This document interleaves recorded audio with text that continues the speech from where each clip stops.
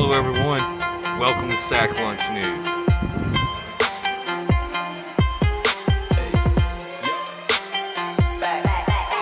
Here we go, making really on, getting icy zone, flexing, I've been swerving, make it trendy, we look sexy. Here we go, making really on, getting icy zone, flexing. Alright, hello everyone, welcome to Sack Lunch News. Today's video is about the Alabama Senate race for 2022. The vote on that is May 24th and the runoff will be June 21st.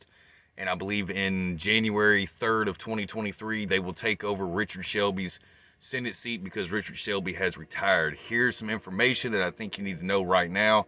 We're still kind of, we're getting close to the end of this, but we're not at the deadline just yet. The Democrats have a very small, there's only like 3 or 4 people, I think, actually running on the Democrat side of everything. So I'm going to cover some of the names and some information on the Republican side of this. And then in my next video on the Senate race, I'll make as much information notable and out there as possible on the Democratic side of everything. But here we go.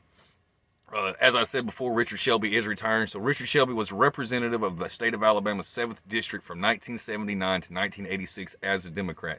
He was first elected to Congress in 86 as a Democrat, but changed parties to a Republican in 1994. Shelby announced he will retire and not run for re-election, which started a heated Senate race.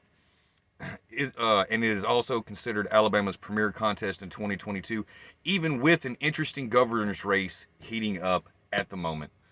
And I do believe that's heating up kind of on both sides. I think the Republican side of the governor's race is a little more, there's more people in that, but I think you can also find an interesting race on the Democrat side. Republican candidates, which I'll be covering in this video, is Katie Britt. She was Richard Shelby's former chief of staff. We have Mo Brooks, Mike Dunn, who I believe was a Black Hawk pilot who was shot down in Somalia in 1993, Michael Durant, and Jake Schaefer. Early polling shows a dead heat between the two favorites in this contest, which is Katie Britt and Mo Brooks. Mo Brooks is seen in Washington as a gadfly camera chaser who is more worried about a Fox News camera than he is his actual district, which I do believe has been backed up by actual evidence showing that Richard Shelby, because of the growth of Huntsville in the Tennessee Valley area, Mo Brooks really didn't do anything to help federally with that. That was all left up to Richard Shelby. So just remember that before you go out and vote for Mo Brooks. That man in no way helped federally with the growth of the Tennessee Valley in Huntsville. He left that solely on the shoulders of Richard Shelby. So do you think this man will actually do anything for the growth of the northwest part of Alabama if he is actually elected to the Senate House? Britt is seen as a stable, reliable successor by the Alabama's Farmer Federation and the Alabama business community. The wild card in this is Mike Durant. If he can keep, it's stated if he can keep his advertisements until May 24th, he could actually make June's runoff because of Mo Brooks. Mo Brooks has a tendency to get out on a live debate or a live speech and he will implode. That is why you have seen Katie Britt around the state of Alabama campaigning in different counties, but you haven't seen Mo Brooks anywhere because his campaign is trying to keep him off the campaign trail because he does have a tendency to implode. He will run off the rails, he'll go off script, and he'll just say crazy shit.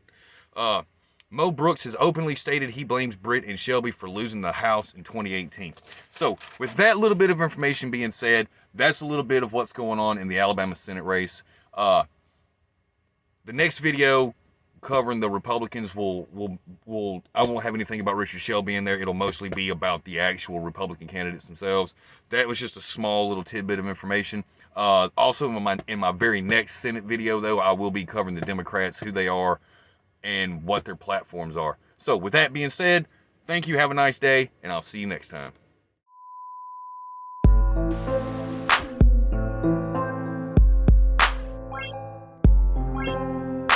Thank you.